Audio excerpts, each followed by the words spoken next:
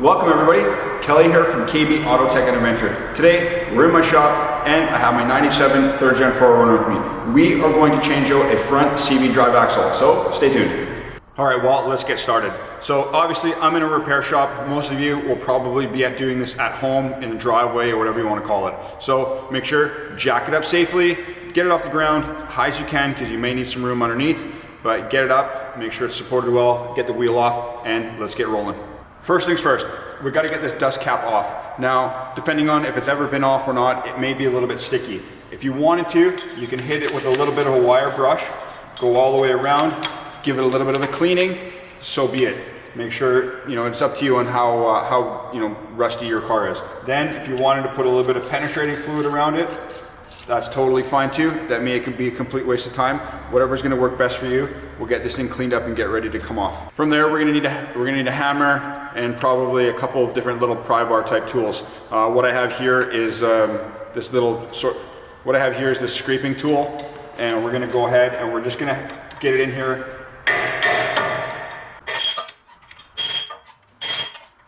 Now that I've broken the seal around it and sort of gotten it out, I can get a little pry bar in here and just work it around.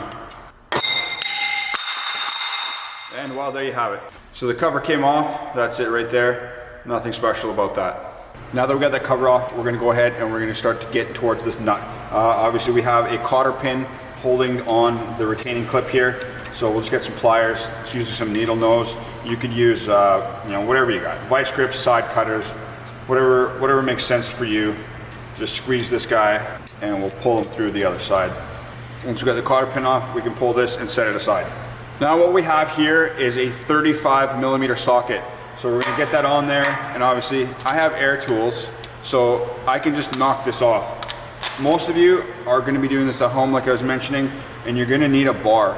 Now what's gonna happen here is this nut is going to be very tight, and you're not gonna, with the wheel off, it's just gonna spin. So what you can do, a trick that will help you lock this in, put your wheel back on the vehicle and take your center cap off, lower the vehicle back down to the ground, and you can use your bar. Maybe I'll demonstrate that quickly for you guys. So I've gone ahead, I put my wheel back on just for demonstration purposes.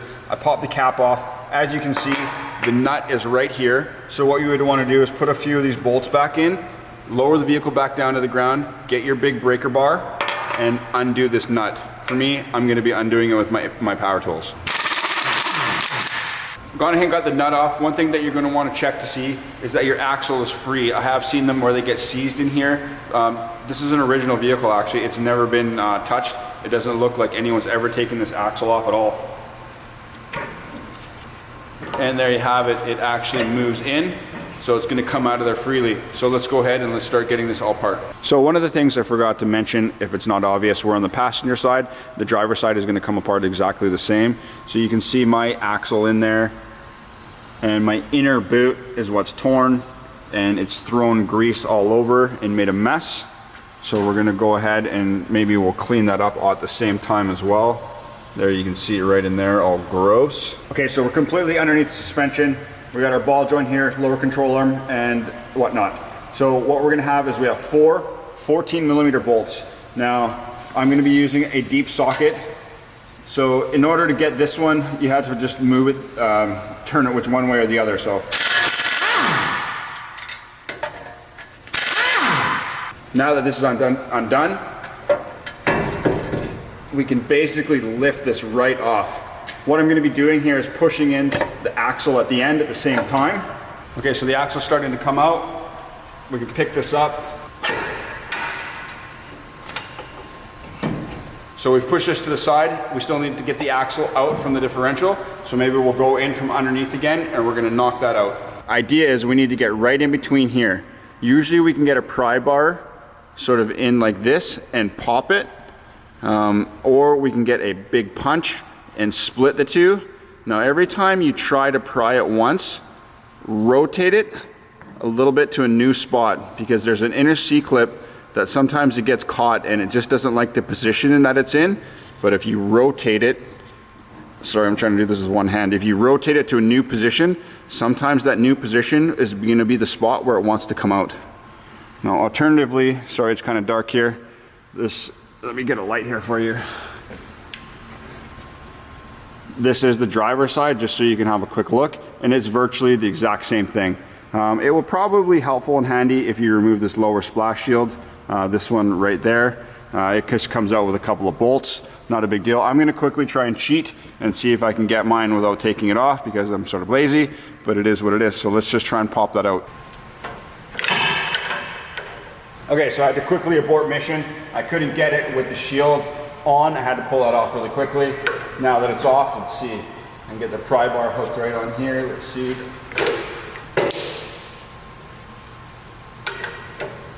That was the trick. So I just sort of put it in there and was able to just pop it, and it came out. You want this to come out nice and straight. That reminds me, also, you're gonna probably lose a little bit of oil coming out of the differential. So you might want to get a catch bucket, and I need to do that really quickly. There we have the seal for the axle. Now would be a great time to change it. You can have a look at it from right there as well. That is it right there. So what we would do in this case is we would get a new seal, and we would get a pry bar and pop that guy out of there and hammer in a new seal. I'm not going to be changing mine today. I plan on doing a diff build, and hopefully not too long. So it wasn't leaking today. I'm just going to leave mine alone today, and we're going to be doing a re-gear hopefully here in the future. But I will quickly show you the part numbers for the 2 axle seals. Okay, so I have 2 axle seals here, just so you can see the factory part number. From what I understand, this right here, this is the passenger one, and I believe that this is also the driver's side seal. So there you go, you have those 2. Like I say, if you're changing your axle, definitely pick one of these up and change that out at the same time. So here's my old axle. Now these original axles are quite good. So if yours hasn't gone completely dry and still has some oil or has some grease in it and it's not clicking or clunking or anything like that, you know, you definitely can reboot this one. This one needs an inner boot. You may as well get the kit and do the outer boot as well. I have one of those as well. I'll quickly show you what the part number is for the factory CV boot kits. That being said, the factory kits are quite expensive, and the axle pretty much makes sense. So here we have, this is a so let's go. This is a remanufactured Toyota, factory Toyota axle. There is the part number for the factory axle, and what I have here is the boot kits. So there's the part number for the boot kit. Now these boot kits are expensive. They're virtually almost the same price as the axle, but they come with basically everything that you're gonna need. Factory boots, crossing around here. All new clamps, 2 new boots, and all the factory grease and whatnot. So if you wanna keep it OEM and you wanna just do this and you can get a nice price on it, that is the OEM boot kit. And this is the axle that we're going to be installing today. So what I will do is I'll link in the description when I get around to it. I am going to reboot this kit and keep it as a spare, maybe some long trips, hardcore wheeling, whatever it is. These things do break, unfortunately. Problem, IFS life. So anyways, when I am ready, I will link up right here. I will link the video to when I'm going to do the CV boot portion of the axle. Well, one thing I ran into that's a little bit different about this this axle here is it comes with this dust cover that's right here.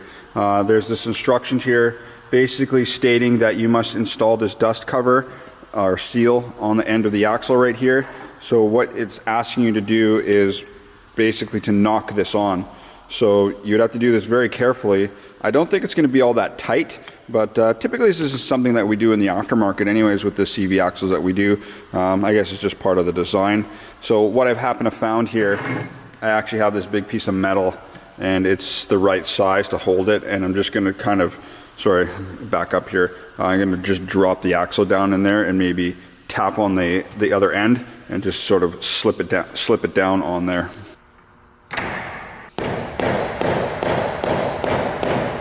Okay, so I went and got this dust seal on. I was able to find a different piece, this big round one, and essentially I just put it on there and just knocked it on with the hammer. It was a little bit of a pain in the butt, I'm not gonna lie. It took a little bit of fussing about, but I got it on there. We're gonna get ready to install this axle. Now what you're gonna wanna do is, this is the front side that's going in the wheel bearing. put a little bit of grease, basically. You can put wheel bearing grease, dielectric grease, rubber grease, and lubricate that seal all around there. You can also put a little bit of something on here so it slips through and doesn't get seized in the future. Then also on the rear side, I put, this is the portion that rides on the seal right there. So I went ahead, put some grease on there, lubed this up. Then I also did the axle side on both sides. So let's go ahead, let's quickly jam this axle in. All right. Okay, so I got this axle, let's go ahead and get it installed. If you're not familiar, what's happening here is we have this C-clip that is on the end. It sort of can move around, get caught, whatever it is. It can be a bit of a pain in the butt. Sometimes these axles go in really easy, sometimes it can be a bit of a pain. What we're gonna go ahead and do is we're gonna insert it into the differential and we're gonna turn it. And we're basically gonna bonk this thing in and out. What you can do is get a mallet and hit the end. Sometimes I can just force the axle and just get it to go. So be careful not to damage your seal on the way in, being rough with it or anything like that. So we'll just sort of move this out of the way. Let's see, I might need to reposition really quickly. Now the bump method doesn't seem to be gonna work very well on this one. I don't have much slack. So I think I kind of have it positioned. And what I'm gonna do is I'm gonna bonk this thing. Okay, so I feel like it's ready to be engaged. I felt like it was going in the teeth.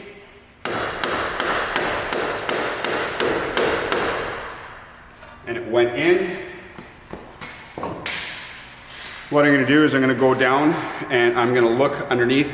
When we pried it, basically I'm gonna look to see that that's fully engaged all the way into the same distance that we know where it was sitting earlier. Okay, so I confirmed that it's in, it's all the way. You give it a quick spin, everything seems to be fine. What we're gonna do now is we will go ahead, stick it in the wheel bearing end as well, and then we'll just sort of locate it back on these points here. Here's a good point actually here. This ball joint basically has a couple of little dowels that fit into the lower spindle. There's definitely a bunch of dirt there. So to make sure this mates nicely, let's go ahead and clean this. The last thing we want to have is any debris between the two surfaces, and then we tighten it down and that debris slowly moves away. Next thing you know, we have loose bolts. That looks nice and clean as well.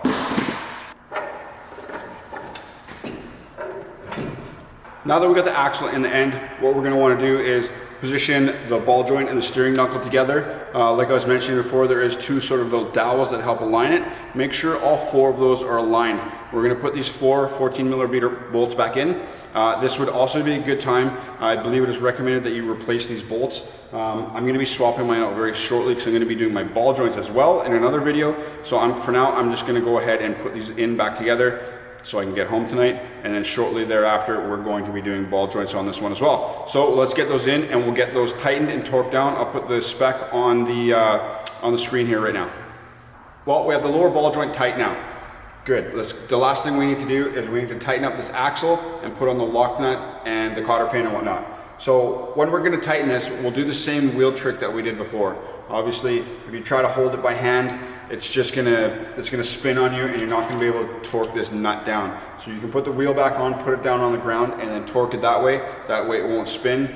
You could do it like this, put a pry bar on there or something like that. I've seen people do that. I've even done it myself. But what will happen actually is if you use something too hard and you're putting it on here, what can happen is actually you can mar the threads on your wheel studs. So I prefer to actually put the wheel on and just torque it that way, and then you can just put the center cap on after. It'll fit through there and you can knock it on. So anyways, let's get that tightened down. I'll put that torque spec on the screen for you here as well. Okay, so the nut's torqued. We're gonna put the retainer on. Just line it up with the hole where the cotter pin goes through. Stick that cotter pin through, and we'll give it a little tappy tap, make sure it's down. Grab this, bend this over nice and flat. Bend it over nice and flat. Cut off the end. Grab our dust cover. Make sure that it's nice and even and straight. Give it a little wipe. And voila, that cover is on. Then we'll give it a quick spin. I mean, I guess we could have done it earlier. Make sure, give it a quick spin. Make sure there's nothing going on. I highly doubt there will be. And it looks good. Clean up any mess that you have. Make sure if you lost a little bit of the differential, make sure you double check that. I mean, I don't even think I lost half an ounce. I don't think it's gonna make any difference. I know my level was pretty good. I have no leaks from my diff, so I think I'll leave it. But if not, this is a good time to check it, change it, do whatever you wanna do. We'll get this wheel on, we'll get it torqued, and you're basically ready to go. So anyways, thanks so much for watching today. If you have any questions, just drop them below in the comments. I'll try to get back to you on that, and I hope this helps you out. Please, if you found any value in this information, please consider giving me that like on this video and consider subscribing to the channel, and we'll catch you next time. Thanks so much. Bye-bye.